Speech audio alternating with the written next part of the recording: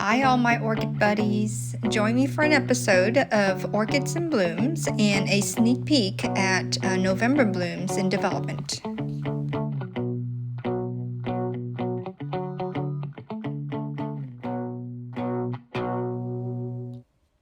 We are going to cover a span of about 1 to 2 weeks on the blooms. Sometimes I like to capture the progress of the bloom and the color changes as they develop from the bud, so I will have a lot of still pictures to incorporate in this video. The last time I showed you this orchid, it only had one bud on it. This is BC Hippodamia, which is a primary cross between the B. nodosa and CALiMAGic. Hippodamia gets its scent from Aclandier, the very sweet rosy smell. It's the same as Aclandier, and the timing of when the scent is mostly released is just like Aclandier as well, which is early morning till about afternoon, late afternoon. The structure of the bloom is predominantly nodosa, which seems to be true with most things that are crossed with nodosa or Brassivola. You get the strappy leaves and the sepals and petals same way. The plant structure and the growth habit, no question about it, it's more of nodosa. And because of this, it grows much faster than Aclandier, but it's more susceptible to rot. I have this in a small plastic pot, and usually it's hung up in the outdoor shower, which gets northern light exposure. It's potted in wood bark, and the little pot is cascaded in a larger pot to stabilize it from falling over. Okay, let's keep in line with the Brassivola hybrids and go to this BC Star Ruby variety Xanadu. I want to thank one of our viewers for letting me know how pretty this orchid would be. Last time it was in bud, either something ate it or it rotted away, so I didn't have the chance to enjoy the bloom. Can you imagine this orchid as a specimen like the Brassivola little star that I have on a short video last winter? The deep red star-shaped flower would be spectacular if it fills this pot. And I can't wait for this Brassivola hybrid to take over the pot in a couple of years and give us some profuse bloom, and as we know that nodosa hybrids can do. And speaking of Brassivola nodosa, this is the grandiflora variety, and it is still in bloom. Marie's Glory, another very fragrant one. It has Cattleya purpurata in its background, so that's probably where the scent is from. I've had this orchid in my collection a long time now, and it's starting to show some signs of root issues. You know, sometimes when you have an orchid for a long time, you're starting to feel like it's getting sick from being exposed to other sick orchids around, and over time, you know, it's just more exposure. Sometimes my new orchids are good for a few years, then they start showing stress. I have shared water on many of the orchids when I water them in the winter for convenience, so that might be the root cause. Well, I have been calling this Chia Lin New City, but I am not sure that it is it.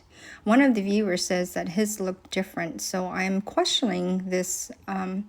If you have a Chia Lin New City, will you please let me know if this looks like it? I got this about 3 or 4 years ago on a trip to Orlando. I won't name what nursery I got it from. I went there and asked if they had Chia Lin New City, and the lady brought me to that area and said that this was it. And and it didn't have a tag, so I just took her word for it and she went and made a tag. It's still a very beautiful orchid, but I really was looking for Chia Lin. I hope that it is it. The bloom is large. It's larger than the diameter of a ruby red grapefruit. It's huge. It's bigger than my palm. And the camera is not capturing how deep red or crimson the bloom really is.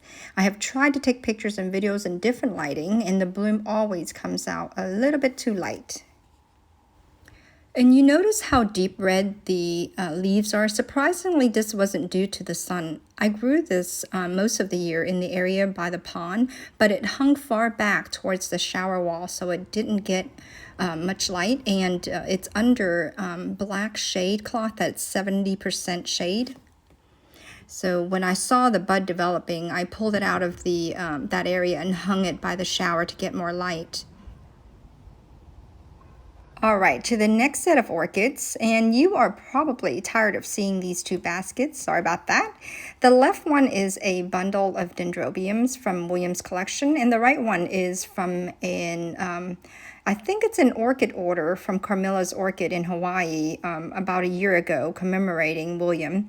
And the reason why you're seeing them so often is because they bloom for a long time, which is so rewarding. And you know, it's so ironic that these evergreen dendrobiums are long-lasting, but the deciduous ones are some of the shortest blooming orchids, you know, with about 7 to 10 days or so.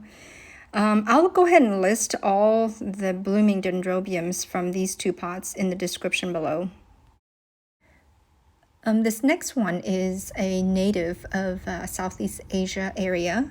And I gave a piece of this to a distant uncle of mine, and he says he remembers growing this in Vietnam. So I was so happy that he remembers that and that he is getting a piece of home. So Doritis pulcherrima, the species, needs very little light to bloom, and in fact, in its natural habitat, it's quite often that the plant gets covered by leaves and debris because it lives on the floor, the ground level. When I divided this last year, I ended up potting in potting soil, and I hardly water it all summer, and it's a tough plant.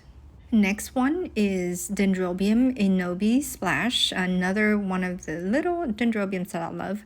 I would love to have a whole bouquet of this orchid as well. It's very easy to grow and compact. It's just needs bright and direct light, and it doesn't need much feeding to bloom as well. Okay, I saved this one for last, the best one for last. I got this last year at Lowe's, and it had a double bloom spike on it, and the roots were severely trimmed before I purchased it. I'm sorry this is not a good picture, but you can get the idea how short that the roots were. Now this year the roots have reestablished and elongated and gotten thicker.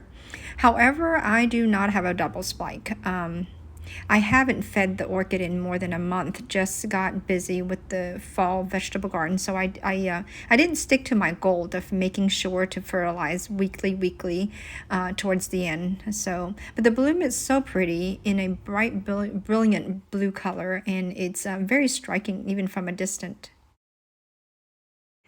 You know, I better end this video as it is and do another one of what's in bud and in spike for the next blooming video, because the videos that are getting too long, I have a lot of technical trouble with it because of the memory capacity when I upload and saving the video.